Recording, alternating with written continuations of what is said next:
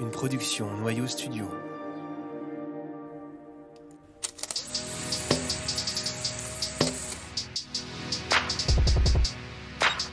Vous écoutez Vision, un podcast sur la photographie contemporaine.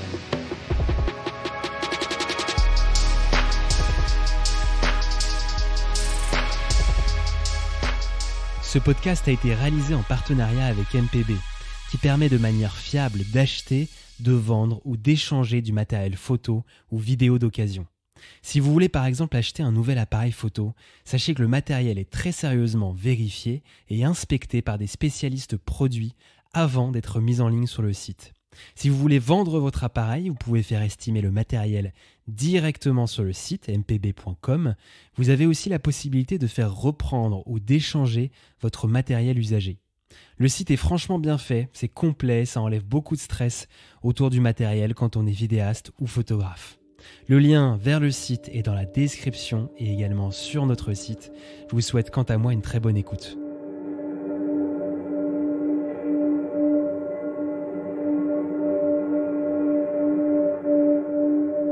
J'ai choisi de vous parler du portrait d'Adèle que j'ai réalisé en 2022. J'ai aperçu Adèle lors d'un concert punk à Brest. J'étais en résidence de création là-bas, sur une invitation des Champs Libres. Et donc j'étais à ce concert. C'était près de la place Guérin à Brest et j'ai aperçu son visage. Voilà, j'ai été attirée par ce visage rond et ses yeux noirs, maquillée en noir avec les yeux noisettes. Mais malheureusement, je l'ai perdu de vue et je suis allée à la rencontre d'une de ses amies. Donc je l'avais aperçue dans un groupe dans le public. Donc je suis d'abord allée voir cette fille. Elle m'a donné le contact d'Adèle et moi je repartais sur Paris le lendemain. Donc je n'ai pas pu voir Adèle ce soir-là. Je suis revenue sur Brest 2 mois plus tard et j'ai pu rencontrer Adèle à ce moment-là. On avait communiqué par message avant cette rencontre. À ce moment-là, elle me disait qu'elle était en colocation. Et finalement, quand je l'ai rencontrée, c'était chez elle. Elle était revenue chez sa mère. Voilà, on fait connaissance, on discute. Et je me rappelle très bien de ce moment-là. J'étais en train de fouiller dans mon sac à choisir l'optique que j'allais utiliser. Et je lui ai demandé quel âge elle avait, tout machinalement. Et elle m'a dit 13 ans. Donc là, le portrait, c'est Adèle qui est allongée sur le lit, les bras relevés, qui enlace, qui encadre son visage. Un visage rond, avec des yeux en amande. Et donc, elle avait ce jour-là un cardigan en cuir noir. Et on peut apercevoir ses aisselles poilues. Et c'est surtout que dans un second temps, quand on regarde un peu plus longuement l'image, on peut apercevoir des traces de scarification sur ses avant-bras. Voilà, j'ai choisi cette image parce qu'elle a à la fois une certaine douceur, une volupté et quelque chose de l'ordre de la douleur aussi. Donc j'aime l'idée de pouvoir composer des images oxymoriques. Et puis ce regard frontal, elle me regarde, mais il y a quelque chose d'un regard déjà ailleurs, un regard fuyant qui me plaît. Et d'ailleurs, ce qui m'a étonnée, c'est que les Champs Libres, le musée de Bretagne qui m'a invitée en résidence à Brest, ont choisi cette image pour la communication de l'exposition.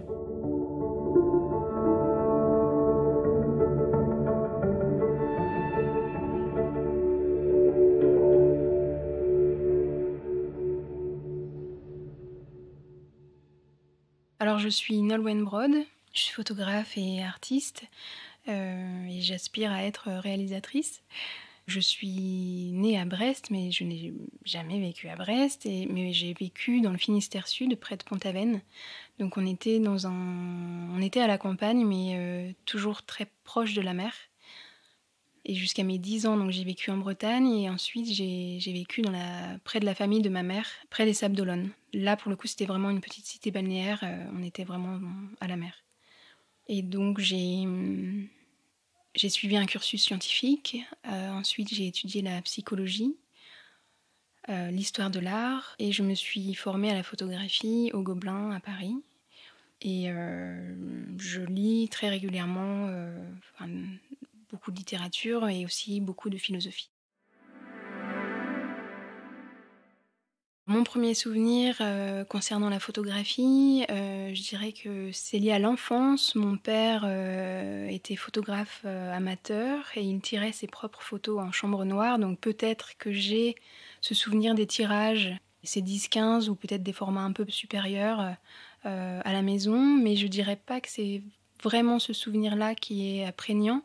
Je dirais plutôt que c'est de l'image en mouvement qui m'a beaucoup marquée. C'était, mon oncle qui était, ingénieur, et qui avait beaucoup de missions, au Rwanda et je me souviens enfin il s'est marié avec une Tutsi et je me souviens que, il était revenu avec beaucoup de films Super 8 et que je me souviens les avoir visionnés et avoir été choquée ou très marquée par, la manière dont il filmait sa femme, où il l'avait, on pouvait la voir en pied, au début du plan et donc on la voit, rire, discuter avec ses amis et plus le temps avance et plus mon oncle fait un zoom de plus en plus fort sur son corps et sur son visage et le visage de ma tante remplit entièrement le cadre et je pense que c'est vraiment ça qui m'a marquée.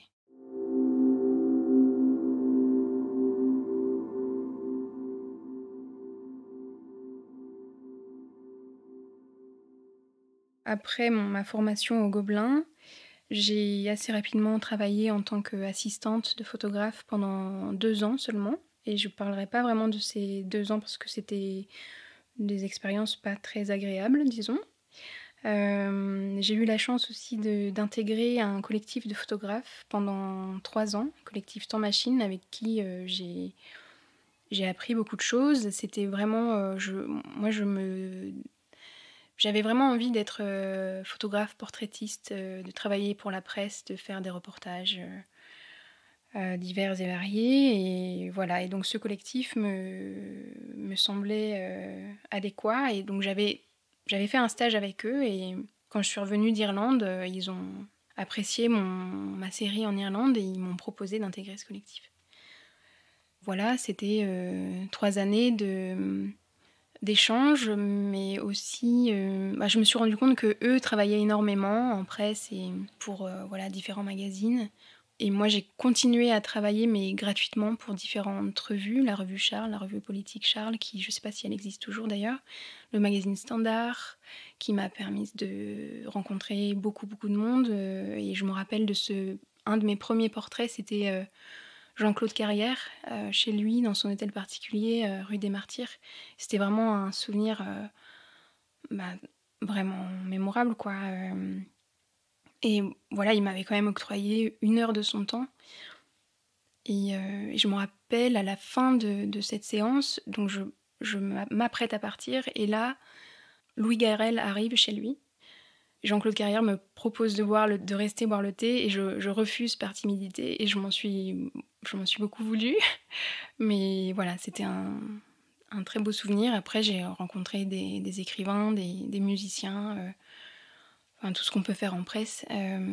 Et donc, vu que ça n'a jamais vraiment fonctionné, j'ai rempli ma vie de projets personnels. Et en parallèle, je travaillais. J'ai d'abord travaillé dans des laboratoires. J'ai travaillé avec le laboratoire Granon. Ensuite, j'ai travaillé aussi avec Filippo Roversi pour les retouches et tirages d'exposition. Mon premier voyage, c'était à Tanger. C'était, je sais plus, en 2009 ou 2010. Je suis allée à Tanger pour photographier les mères célibataires qui sont... Enfin, elles sont très mal vues, elles sont marginalisées, elles sont reniées de leur famille. Si elles ont de la chance, elles sont recueillies, accueillies dans des foyers. Elles se forment à différents métiers pour ensuite être indépendantes et sinon elles peuvent rapidement tomber dans la prostitution ou se suicider. Enfin, en tout cas, c'est très compliqué pour elles. Donc j'y suis allée, j'avais quelques contacts, j'en ai rencontré certaines, mais malheureusement, elles n'ont pas du tout voulu prendre le risque d'être représentées. Et moi, à l'époque, pour moi, c'était montrer le visage et j'avais pas du tout l'idée de faire des portraits aveugles, en fait. Des contre-jours, des fragments de mains, de corps, ou ne serait-ce que même, quand j'y repense aujourd'hui, je me dis, mais oui, j'aurais peut-être juste photographié leur chambre avec un lit fait ou défait et j'aurais recueilli leurs témoignages anonymes. Mais finalement, je ne l'ai pas fait, donc pour moi, c'est un projet avorté, même si c'est un mauvais jeu de mots. Et finalement, j'étais partie pendant 2 semaines, et c'est une sorte d'échec de première semaine. Et la deuxième semaine, je suis restée à Tanger, à déambuler dans les rues. Et j'ai rencontré Ito Barada, là-bas, à la Cinémathèque de Tanger. Elle m'a reçue dans son bureau, j'ai pu déjeuner avec elle, et je pense qu'elle m'a complètement oubliée aujourd'hui, mais en tout cas, c'était une rencontre importante pour le début de ma photographie. Et je me rappelle aussi, il y a eu une rencontre cinématographique importante. À la Cinémathèque, c'était la quinzaine des réalisateurs étaient projetés, et j'ai découvert le cinéma d'Albert Serra. Et depuis Tanger, je suis sa filmographie, je suis une inconditionnelle d'Albert Serra. Je lui ai même écrit, on s'est rencontrés, et il m'avait dit « Mais si tu veux travailler pour moi, il faut que tu apprennes le catalan », ce que je n'ai pas fait.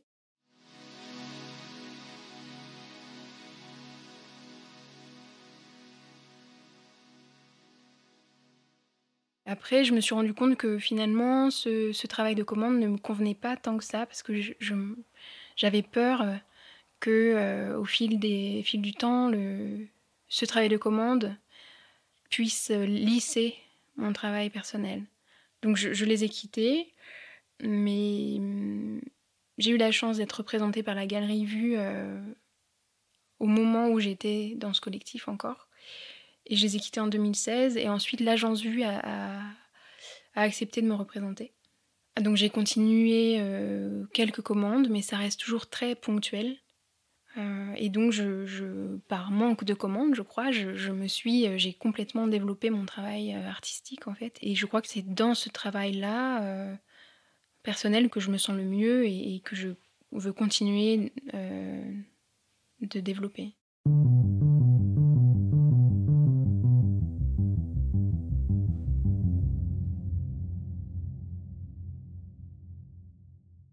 J'avais déjà commencé à faire un projet sur la mort de mon père, mais j'ai oublié d'en parler d'ailleurs. C'était mon projet de diplôme. C'est une série qui représente 12 jeunes gens qui ont perdu leur père. Et je mettais en regard leurs portraits avec des paysages, donc paysage mental. Et j'avais extrait de nos conversations un souvenir précis qu'ils avaient de leur père. Et ce travail a beaucoup plu à un des membres du jury, qui s'appelle François Bouchara, qui est gérant du laboratoire Granon, dans lequel j'avais déjà travaillé en stage.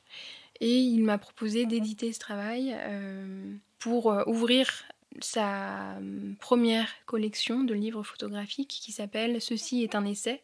Et donc l'idée, c'était de publier le premier travail d'un jeune auteur.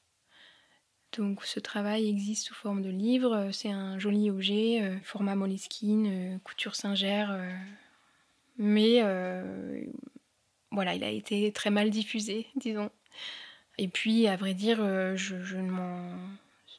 suis assez loin de ce travail-là, c'était un tout premier travail. Mais par contre, il y avait un texte qui avait été écrit par Salim Bachi. Et Salim Bachi, je l'ai rencontré à l'Alliance française de Cork quand j'étais en train de photographier le deuxième chapitre sur la disparition de mon père, finalement, qui s'appelle, le projet qui s'appelle « Va-t'en me perdre où tu voudras ». Et donc j'avais rencontré Salim à l'Alliance française, il avait été touché par le projet, donc écrivain camusien, et il avait cité Meursault dans ce texte-là. Et ce rapport à la mort, déjà. Et donc, pour revenir à Va-t'en me perdre où tu voudras, premier voyage en Irlande, j'avais donc besoin de travailler plus intimement sur la mort de mon père, pour le dire simplement, pour véritablement faire mon deuil. Et donc, c'est vrai que je considère ce travail comme un peu les fondements de ma démarche photographique, c'est-à-dire que j'emprunte cette approche phénoménologique, ou plutôt cette attitude phénoménologique, où je me retrouve dans un endroit inconnu et je l'appréhende avec cette relation aux autres et aux êtres, aux autres et aux choses. Je dirais, c'est ce rapport d'immédiateté aux choses et c'est surtout le fait de... C'est une photographie sensorielle, perceptive et cognitive. Et cette phénoménologie-là, c'est qu'il n'y a pas d'intermédiaire entre moi et ce qu'il y a devant moi, cette immédiateté des sens. Et donc j'ai fait et refait le trajet que mon père avait fait. J'ai répété ces trajets connus et j'ai bifurqué sur ce trajet connu. Et j'ai photographié, j'ai été attirée, ou du moins j'ai croisé ces personnes et ces paysages que peut-être il aurait pu voir. Et j'ai accumulé comme ça des portraits, des paysages et des animaux aussi. Donc c'était en 2012, ce projet a été édité par Poursuite Édition en 2015. Va-t'en me perdre où tu voudras provient d'un poème de Nicolas Bouvier qui s'appelle Le point de non-retour. Et donc voilà, la suite de ce poème c'est « Et les vagues ont répondu, tu n'en reviendras pas ». Donc voilà, j'oscillais entre une sorte de tristesse et de nostalgie et la joie d'être là, et voilà, entre des va-et-vient incessants. Et voilà, c'est une accumulation déjà de photographies prises à la volée ou de photographies plus maîtrisées.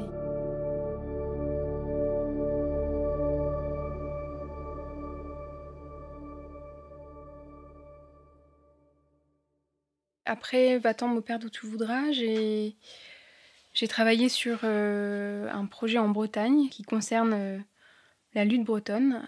Et j'avais une approche plutôt documentaire pour ce projet. J'avais commencé à photographier les lutteurs en fin de combat. J'aimais plutôt ces corps qui sortaient de cette lutte et qui avaient la peau encore rougie par l'effort et la peau constellée de sueur, parce que les lutteurs luttent sur de la sueur en été. C'est une lutte qui date du Moyen-Âge et qui a été réglementée dans les années 30. C'est une lutte inspirée de la lutte gréco-romaine. Donc j'ai mis en scène des lutteurs dans différents paysages de la Bretagne. Finalement, j'en ai retenu qu'un seul. Et je montre ce travail seulement avec le film. J'ai réalisé un film à ce moment-là. J'ai reçu le soutien du CNAP à ce moment-là et de la Drague Bretagne d'ailleurs. Et j'ai eu envie de mettre en scène 2 jeunes lutteurs, d'ailleurs des jeunes lutteurs brestois, que j'ai recroisés par hasard à Brest lors de ma résidence l'année dernière. Et donc je mets en scène ces deux jeunes frères qui luttent. Donc on est plutôt, voilà, je prends le parti du charnel et du spirituel. On est dans une lutte intérieure et on est aussi dans cette confrontation la figure aussi de la solitude. Donc ce film fait 8 minutes. C'est seulement 2 lutteurs qui luttent en pleine nature et qui sont entourés donc d'arbres et avec la voûte céleste au-dessus d'eux. Et aussi filmés au crépuscule, donc avec des teintes, des tonalités assez sourdes. Ma première résidence de création, c'était en 2013, c'était à la Métive en Creuse. C'était pas vraiment... c'était plutôt à la fois résidence de création et commande, parce que la personne qui m'invitait me demandait de témoigner de l'évolution du chantier de la résidence de création, qui était initialement un moulin à grains et qui allait être réhabilité en résidence de création. Je parle de ça parce que c'est à ce moment-là que je rencontre Marie et Jean, et que je retrouverai 3 ans plus tard pour faire la ritournelle. Donc voilà, première résidence. C'était vraiment assez intéressant de photographier, d'être au cœur d'un chantier. Il se passe vraiment beaucoup de choses. Après, j'étais un peu frustrée parce que je m'attendais à observer une fourmilière d'ouvriers. Et finalement, ils étaient que 2 ou 3 sur le chantier à chaque fois que je venais, donc c'était un peu triste. Mais voilà, l'effort des corps, la poussière, les matériaux, la ruine, la reconstruction, il y avait beaucoup de matière à photographier et à agencer. Et c'est d'ailleurs à ce moment-là que j'ai rencontré Benjamin de Poursuite Édition. On a fait le livre, la restitution de cette résidence est sortie en livre. Et donc j'ai retrouvé Benjamin ensuite pour Va-t'en me perdre où tu voudras, 3 ans plus tard.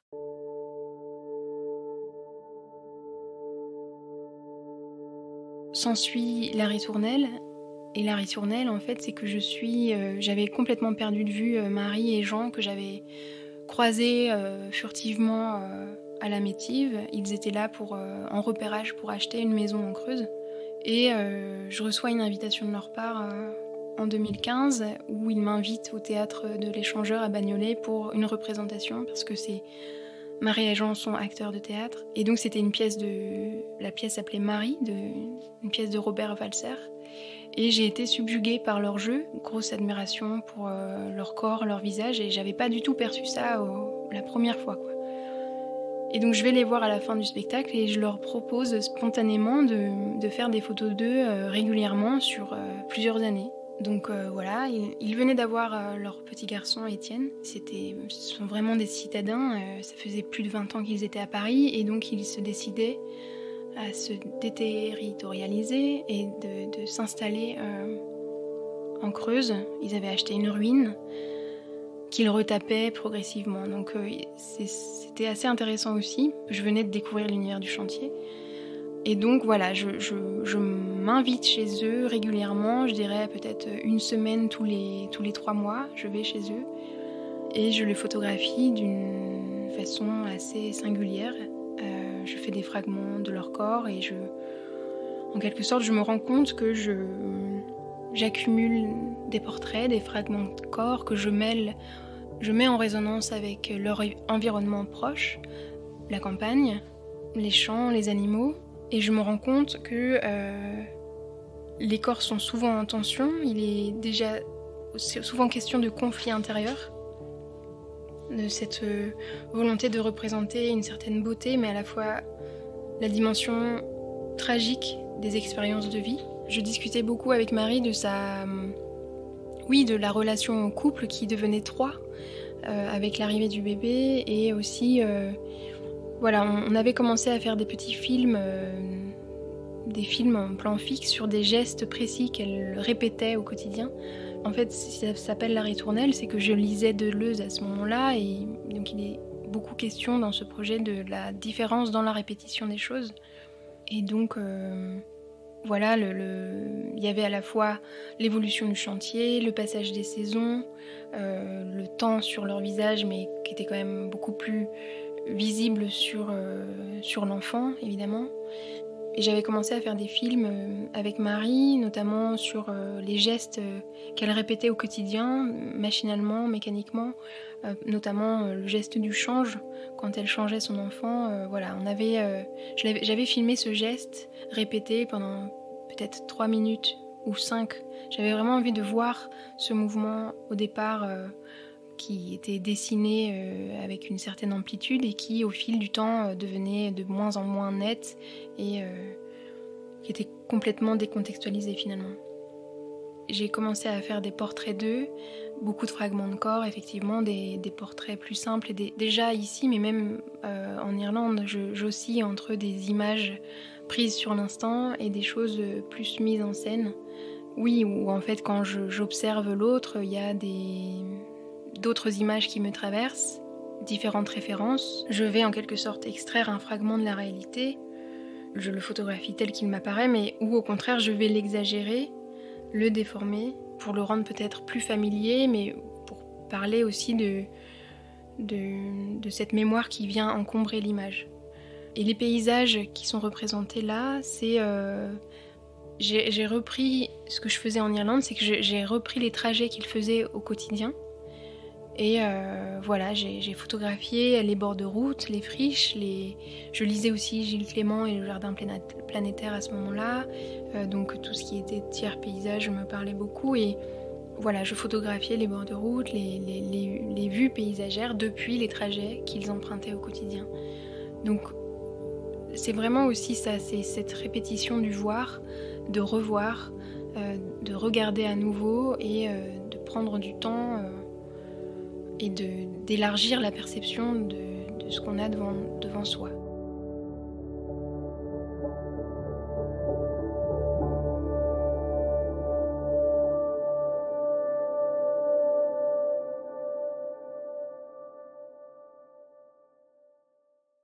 Pour finir avec La Ritournelle, c'est une série qui s'est arrêtée assez violemment. Disons que Marie et Jean ont souhaité arrêter de collaborer, entre guillemets, parce qu'ils ne se reconnaissaient pas dans les images. Je pense qu'ils s'attendaient à quelque chose de plus classique, une sorte de reportage de leur vie, et pas d'avoir cette vision très singulière qui finalement compose des images oxymoriques, mais qui peuvent être aussi universelles. Bon voilà, je l'ai très mal reçu. J'ai vécu ça comme une rupture amoureuse et j'ai pas fait d'image pendant 1 an et demi. Vraiment, parce que en fait, je me projetais vraiment avec eux pendant une dizaine d'années où j'aurais souhaité, étant acteur de théâtre, j'aurais souhaité qu'on fasse des projets de théâtre, de mise en scène ensemble, qu'on fasse du film, qu'on fasse même de la musique. Enfin, lui, Jean-François, avait fait une thèse sur Foucault. Elle venait de la littérature américaine et elle avait été formée au mime, mais de la méthode Étienne Ducroux. Donc il y avait tout un rapport au corps hyper intéressant à explorer.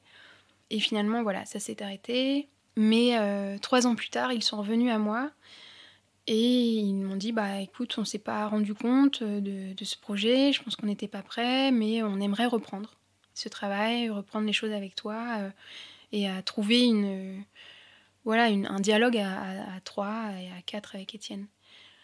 Et je leur ai dit à ce moment-là, bah non, c'était en 2018, je fais bah oui, bien sûr, on reprend, mais là, je suis en Pologne, je suis complètement concentrée sur un projet autour de Gombrowicz. Je peux pas, je vous recontacte l'année prochaine. Et Marie m'avait dit, mais Gombrowicz, pour moi, a été vraiment déterminant dans ma démarche au départ. Ça l'avait totalement désinhibée. Et ça avait, voilà, pour elle, elle avait complètement accepté sa façon d'être et la pluralité de chacune des personnalités. Et donc, voilà, je les recontacte en 2019 et ils me disent désolé, on vient de se séparer. Donc finalement, ça n'aura jamais repris.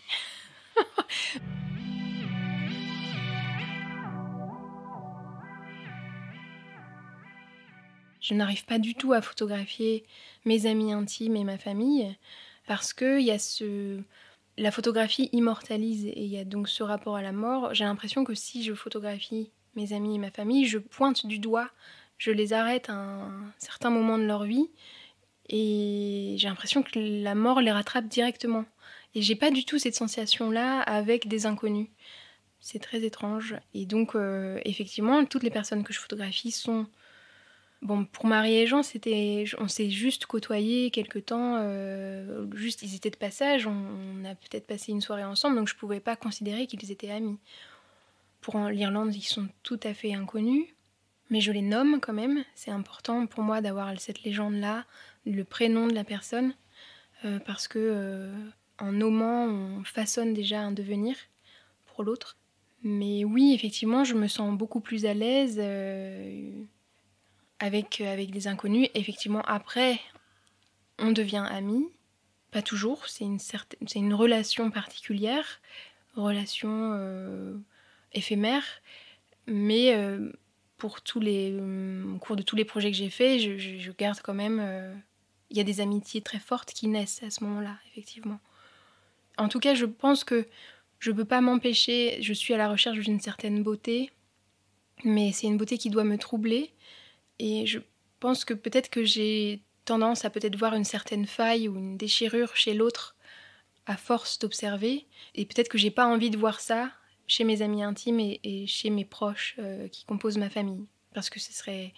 Voilà, c'est que je me rends compte que j'ai envie de parler de la beauté qui nous entoure, tant concernant les êtres et les choses, mais aussi de la dimension tragique de l'existence et des choses qui nous contraignent, qui nous déforment et qui nous font vaciller. Et voilà, c'est plus facile de l'accepter avec des inconnus qu'avec des proches.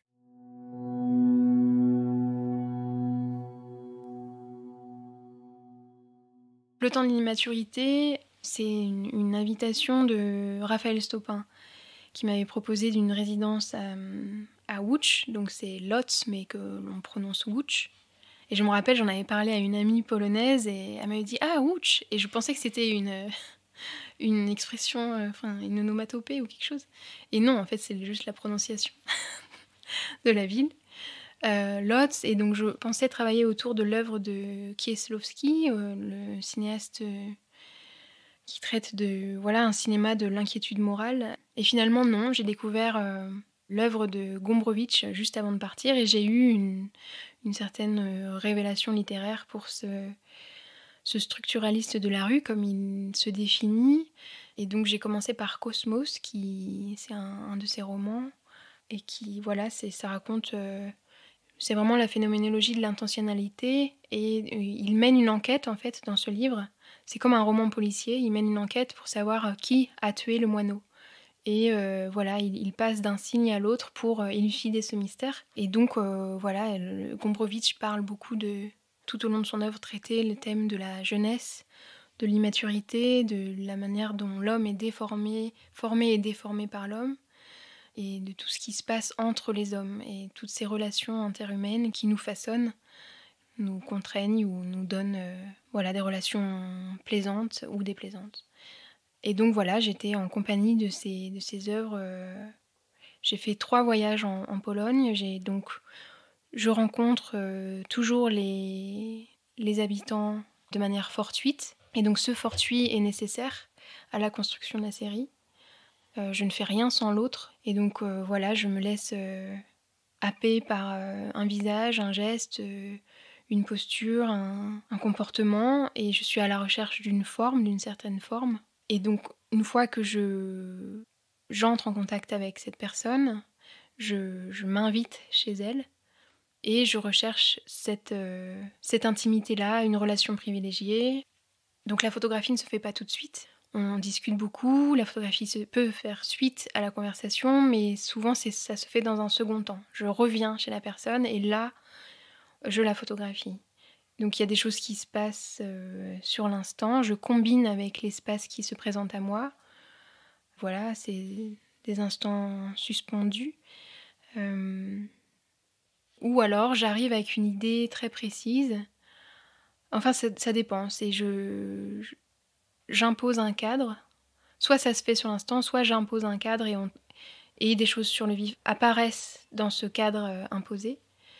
Ou au contraire, je dirige doucement la personne vers quelque chose que j'ai vu d'elle. Et c'est... De toute manière, je crois que la photographie, pour moi, c'est une manière d'étreindre le monde, l'autre, et d'étreindre ce réel, ou de l'effleurer. Pour la Pologne, j'ai arpenté 3 villes. C'était Łódź, Varsovie et Gdańsk. Varsovie parce que Gombrowicz y a vécu, et Gdańsk parce que c'est déjà aussi pour l'histoire, Solidarnosc, etc. Et aussi parce que Gombrowicz est parti de là-bas pour immigrer en Argentine. Il devait y rester 3 semaines et finalement il y est resté quand même 25 ans. Et il a écrit la plupart de ses livres là-bas. Et donc le chapitre polonais est terminé et je dois réaliser le chapitre argentin. Je suis allée en Argentine au mois d'avril, mais j'ai attrapé la dengue là-bas au bout d'1 semaine. Donc cette partie argentine était complètement foutue. Donc elle est reportée à l'année prochaine. Et donc j'aimerais mettre en regard cette jeunesse polonaise avec la jeunesse argentine qui sont déjà liées par l'histoire, et continuer à rendre compte de ces corps photographiques qui sont des corps, pas tout le temps, mais parfois contraints par des tensions sociales, relationnelles ou introspectives.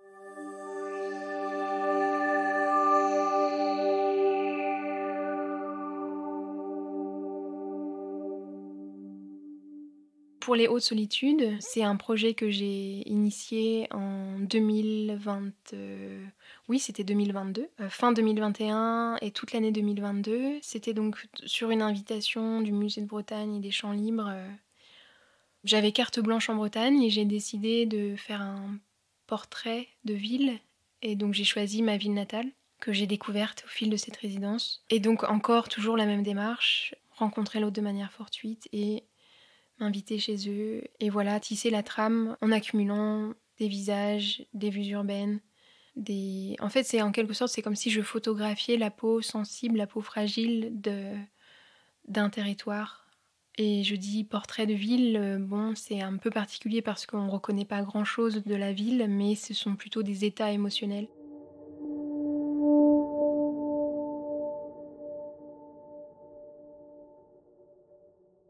En fait, le fait de voir, c'est pas tant d'avoir ou de gagner quelque chose, mais il est surtout question de perte, de perdre quelque chose. C'est-à-dire que la hauteur ou l'infini du visage est insaisissable, entièrement. Quand je photographie, je n'ai qu'un tout petit fragment de l'être, dans un espace-temps qui est capté ici, qui est immortalisé. Et je me rends compte que les regards, qui me regardent fixement, sont déjà fuyants vers un ailleurs. Et donc, voilà, en fait, c'est ce va-et-vient d'étreinte et finalement de relâchement, de laisser fuir. C'est cette avidité de photographier des visages. Et aussi, c'est vrai que la photographie me permet dans un certain sens, de me défaire de mon quotidien. Je cherche à photographier une certaine rondeur de l'être, un être rond dans un monde rond qui ne tourne pas forcément, qui ne tourne justement pas rond du tout. Et malgré ces tensions qui nous déforment, on essaye de vivre bien et de mourir bien sur une terre abîmée. C'est pas systématique, mais quand je perçois quelque chose, quand je rencontre quelqu'un, quand je suis attirée par un visage ou un geste, etc., je me rends compte que je suis traversée souvent par une référence, qu'elle soit picturale, littéraire ou cinématographique. Voilà, c'est quelque chose qui m'accompagne, mais c'est pas tout le temps. Du moins, quand je photographie, parfois je pense à vraiment ce qui se passe, à l'être là et à ce que je dois et à la manière dont je dois combiner avec la lumière, avec cet espace clos que j'ai réduit un maximum pour avoir de l'intimité avec cette personne. Parce que c'est vrai que parfois il y a une certaine sensualité, et l'éros apparaît, et parce que cet éros là, c'est pour moi un lien fondamental à l'autre. C'est une ipséité où là je suis au plus près de la personne. Et c'est intéressant aussi de se dire que regarder, c'est aussi entendre la photographie qui apparaît. Il y a quelque chose de l'ordre de écouter le silence qui se passe entre moi et l'autre au moment où je photographie.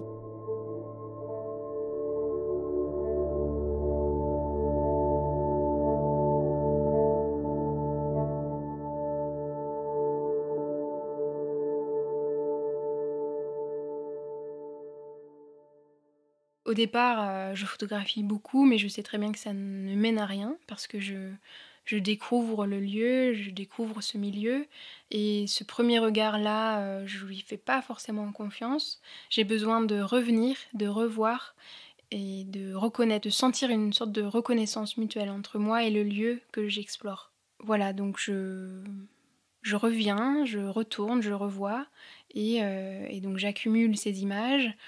Voilà, tout doucement, il y a quelque chose qui se dessine, il y a peut-être une image qui est le point de départ de la suite de la série, qui donne le ton, qui donne le pouls, qui donne une certaine tonalité, même si la plupart de mes séries ont une dominante de couleurs assez sourdes.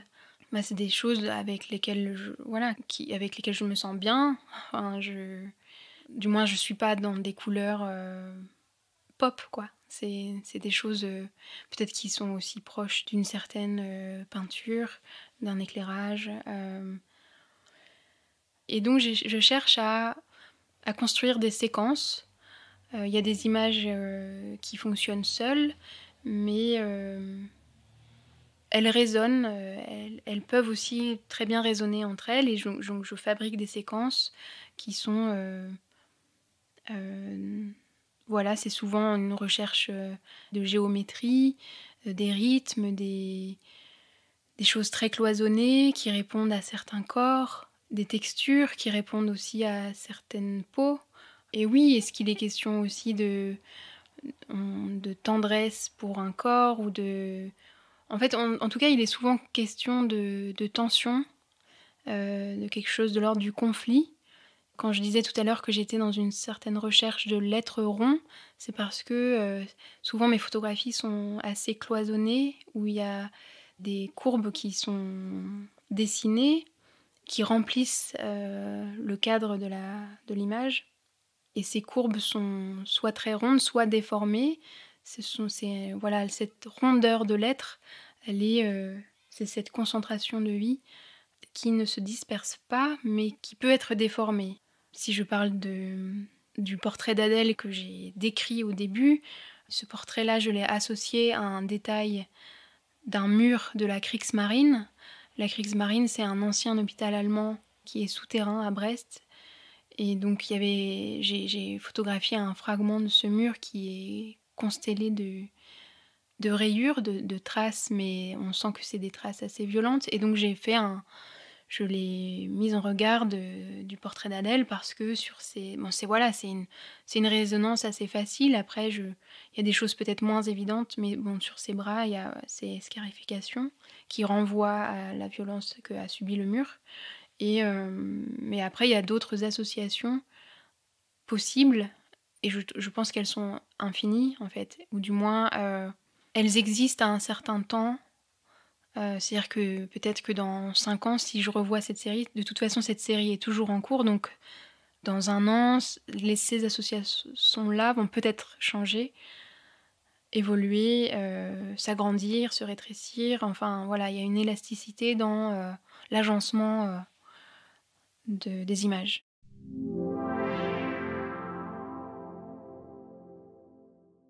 Là, par exemple, pour Les Hautes Solitudes, j'ai aussi réalisé un film court, mais ça se fait de manière très intuitive. Je me suis pas dit: «Je vais faire une série de photographies et un film». C'est d'abord le film enfin voilà, il m'avait sollicité pour faire une série photographique, et la première idée que j'ai eue, c'est réaliser un film court sur, un sujet, qui est totalement différent de Brest, même s'il y a un lien avec Brest. Mais voilà, c'est un projet où, au cours de mes recherches sur le pays du Léon dont Brest fait partie, et dont l'île de Ouessant fait partie, j'ai découvert le rite funéraire de la Proëlla, et j'ai décidé de faire une adaptation contemporaine de ce rite.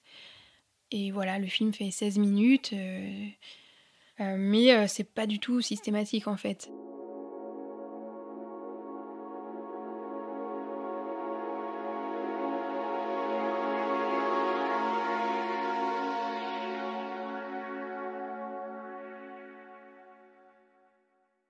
Concernant les projets à venir, je dirais que j'aimerais reprendre Les Hautes Solitudes, donc je continuerai l'année prochaine, et j'aimerais en faire un livre. Et concernant le temps de l'immaturité, c'est toujours en cours, donc l'Argentine est décalée à l'année prochaine aussi, et donc je me dois de terminer ce projet l'année prochaine aussi, parce que l'éditeur envisage de sortir le livre soit fin 2024, soit en 2025. Et sinon, là, je vais commencer un nouveau projet. Je retourne en Irlande en compagnie de James Joyce pour travailler sur le nom du père, mais sur plutôt la négation. La négation du père. On va voir, c'est assez flou encore. Je vais voir ce que les tâtonnements vont me donner, et quels prolongements inattendus vont me donner les rencontres. Et sinon, j'ai depuis longtemps un projet de long métrage, donc je suis à l'écriture du scénario, et là je viens de trouver un co-scénariste. Donc j'espère qu'on va se mettre à travailler et qu'on pourra tourner le film peut-être d'ici 4 ans.